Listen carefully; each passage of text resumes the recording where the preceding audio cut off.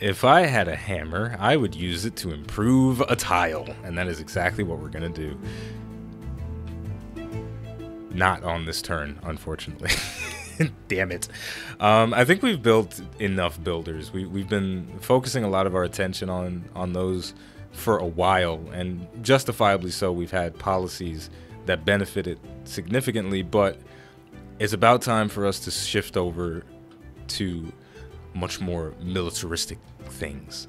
So that's exactly what we're gonna do.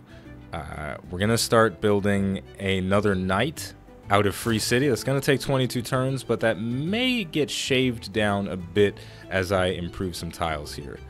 So units need orders. He's not doing anything. This is a barbarian builder. What is that doing here? That's odd. And he's walking towards my empire. Huh. I'll try and catch him. That's so strange. All right, so let's improve that tile, increasing the production, shaving a little bit of time off the knight. That's pretty nice. Got my eye on this barbarian builder. I'm hoping he just kind of walks into my arms. I'm assuming it was a formerly Macedonian builder that he neglected, but it looks like it's trying to run back home. But I got it. How brilliant is that? And we got a great person, a great merchant, which is pretty awesome. Instantly builds a bank and a market in this district. The bank gets 2 great work slots and can hold anything. What kind of crazy shit is this? Give me that. First of all, okay, there's several reasons why that's weird. Number one, my civilization doesn't even know what the fuck a bank is. So I'm gonna assume. Hold on, okay, first of all, I'm gonna save my game. I could have just quick saved, whatever. I'm gonna save my game. Now, I'm not sure if this guy is gonna build a bank, even though my people don't know what the hell a bank is. But if he does, that's, number one, it's hilarious, but number two, it's awesome. So let's find out if Giovanni de Medici is gonna build a bank. He built a bank. I hate this game so much, but I love it at the same time. So I can't deal with this. Okay, since our builder's done with the mine, he's got 4 charges remaining, and we've got a lot of things that I could use with them. That's really expensive. Now, what I would love to do for Valo City is purchase these 2 tiles and chop these resources down to expedite the growth of the city and the production of whatever I'm currently working on. Especially because I have Mangus in there, it'll double the yields I get from chopping these things down. The city will boom like crazy. But these tiles are very expensive, and I do need a lot of my finances to promote all of my units. But you know what? I feel like I'll make the money back in time, so here's what I'll do. I have a policy that reduces the cost of purchasing tiles. So when the time comes, I will purchase those tiles. I'll chop down these resources. I'll get a huge boom, and it'll be awesome. I can't be frugal with my money forever. I have 3,300 gold right now, and I'm just not spending it. I'm saving it for a purpose, and I'm scared to really spend it, because it's just the thought that if I spend it and then I need it later, that'd be scary. And it would be unfortunate. You know, it's that rainy day money. You always want to save your money for a rainy day. Alright, so I'll use the builder that I stole from the barbarians who stole it from Macedon. I'll send them over to Sandwich City / Valo City and start improving tiles over there. And as soon as this builder's finished, he'll improve some tiles over here as well. There's so much to do and so little time. But I like it better that way, especially in a marathon game. I've been playing a couple of quick or online speed Civ games, and just the difference in production and speed of everything is pretty insane. You lose a little bit of intimacy when you're playing the online speed games, because I've been in love with the set of units and the era that I'm in for a very long time, and I feel attached to them. The more science intervenes in warfare, the more will be the need for engineers in the field armies. In the late war, there were never enough sappers at any time. We just finished the research of military engineering, which allows us to build a new improvement for our encampment district, and it has also exposed niter to us. And wouldn't you know it, we have some niter pretty close by our civilization. You best believe I'm considering purchasing that tile, but I'm not going to do it right now. I'm not too worried about it. I remember in my playthrough with England, I couldn't find niter to save my damn life. It was a very rare resource, but this time around it would appear to be everywhere. The builder's finished in Sandwich City. He's going to go onto these sheep and upgrade that. What was I was talking about something. I can't remember what the hell I was going to talk about. Oh, right, the intimacy of units and the online speed. Right, because I've had the same units for a very long time, and they haven't had the need to be upgraded until fairly recently. And there's something about that adds to this level of feeling, okay, these units are special to me, and I want to take care of them a little bit more. And that's why I've been trying so hard to keep units alive, because it takes literally upwards of 20 turns to produce them. So when they do die, it's really a very swift and painful kick in the teeth. So, but with that said, there is also an intensity to the online speed game that definitely does not exist here. I mean, I've been kicking my feet up and relaxing for so much of this playthrough that it's a bit absurd. That's why Macedon is still here. You can't go around arresting the Thieves Guild. I mean, we'd be at it all day. We just finished a new policy and things are kicking off. We got to change some things around. I'm going to swap out feudal contract for professional army because I'm not building any melee or anti-cavalry units right now, or ranged units. I've got a bajillion archers. So the only thing I'm really going to need in the future is a promotion. I'm going to keep retainers because we need the amenities, and land surveyor reduces the cost of purchasing a tile by 20%, which you guys know what that does, right? You're smart. Thumbs up. Confirm policies. Yes. So now we go in to Valo City. Tile's still relatively expensive, 400 something gold, but it's got to be done. And now what we do is we harvest and we watch the city grow. We get 702 food for harvesting this tile. Population grows to 10, somebody's going to die in 24 turns. We've got to get the food production increased because that's not good.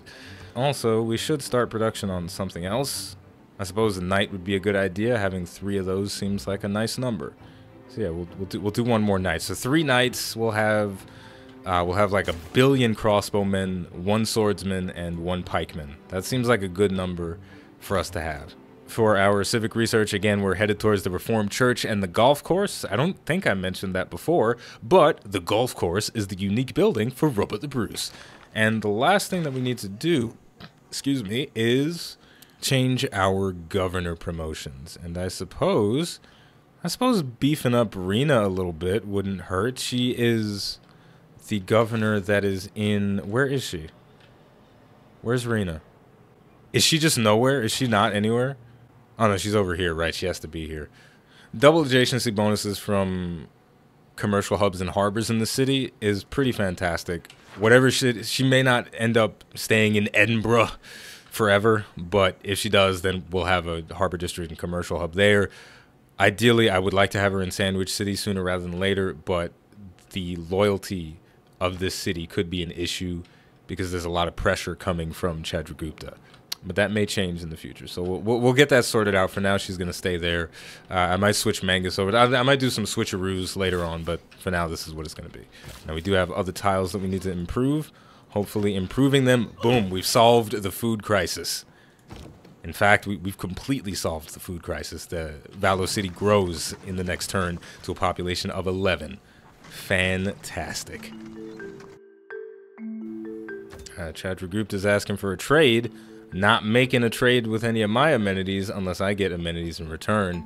But it doesn't look like Chandragupta wants to make a nice trade with me, like a really super beneficial to me trade. But this is decent, right? 3 gold for 30 turns. So that's 90 gold and 10.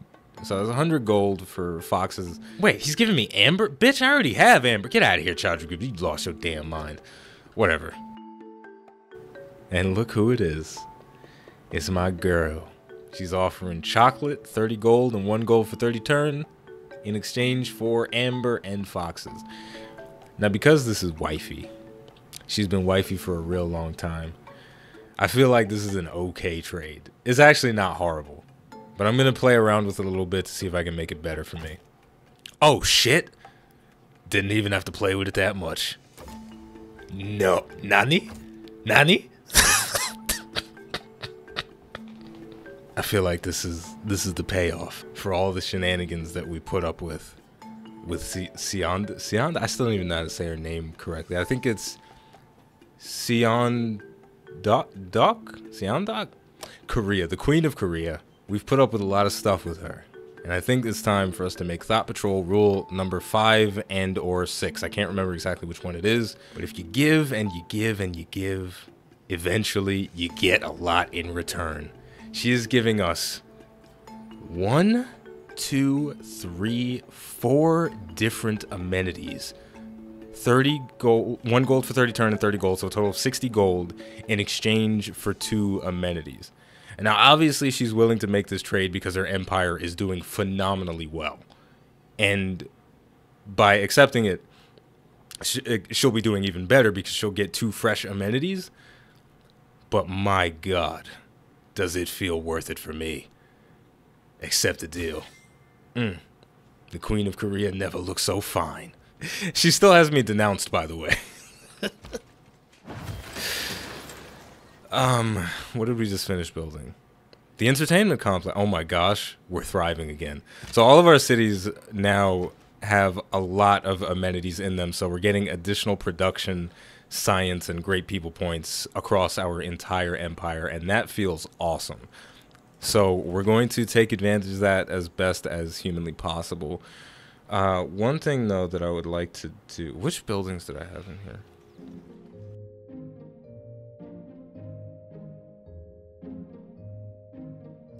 Yeah, we're going to go to war really soon. So I feel like I should be as prepared for it as possible by having as many knights in shining armor as I can going into it. So having 4 to start off the battle sounds like it'll be enough. So 4 knights, several crossbowmen, 1, 2, 3, 4 crossbowmen, 1 swordsman, and 1 spearman. That's a decent army. Now, obviously, we don't have a lot of anti-cavalry potential with that, so maybe I should spend... Maybe what I should do is build 1 wave of knights, 1 wave of anti-cavalry, and have 1 musketman, and that's my army. I think that's probably the safest way to do it. Because the trick with war for us in the marathon game is gonna be to be as prepared as humanly possible for conflict to arise, right? Because if we're not prepared, we're not gonna be able to build units in 2 turns to refill our ranks or anything crazy like that. It's all right here, right now. If it's not here now, then it's not gonna be here in time. Right? So I don't want to rush into this and get messed up somehow. I actually don't even know how long I've been recording. It feels like it's been a while, but I don't think it has been. So I'm going to keep going. I'm not going to say we're wrapping it up here. I'm chopping down some rainforest. Boom. Mangus powers activate. We just finished a night. So I think that's our first night, actually. So that's pretty awesome. Let's take a look at him. We'll run him around in the fields, show him off to the Empire. Look at that. Very cool. Very cool indeed. And with that, I feel confident and comfortable to build the industrial zone in Valos City.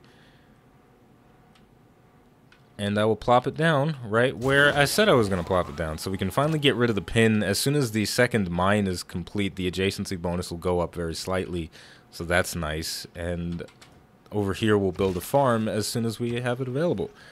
I think all right, look, I think we're pretty much done for today.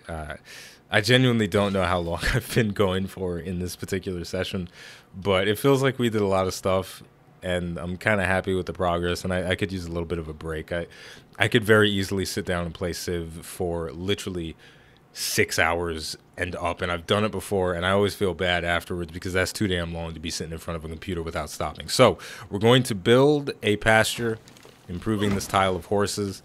This builder still has 3 charges remaining, which is pretty awesome, and what we'll do is we'll use those charges to improve some tiles in Free City. Free City has been struggling to grow pretty consistently because they have a lot of mines and hill tiles, but they don't have that much food. I could swap things around a bit to help them out a bit, but overall I think Free City may wind up just being a smaller venture for us. I mean, I would like to build at least a commercial hub, so I'll put the pins down to show what's going to come in the future.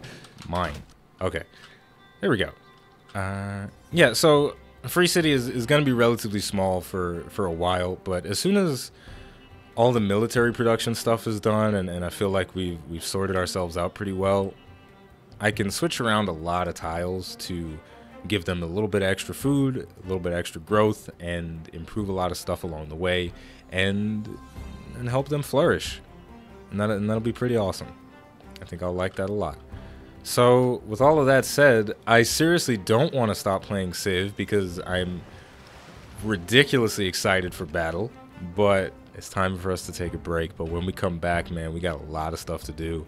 So with all of that said, the name of the game is Civilization VI. The name of the channel is iBluairJgR, gaming for comedy. If you enjoyed this video, don't forget to like, subscribe, and leave a comment. Thank you for watching, and I'll see you next time. I started building an entertainment complex. That's the last thing I'm gonna do. I'm gonna save the game for real, for real. I'm done.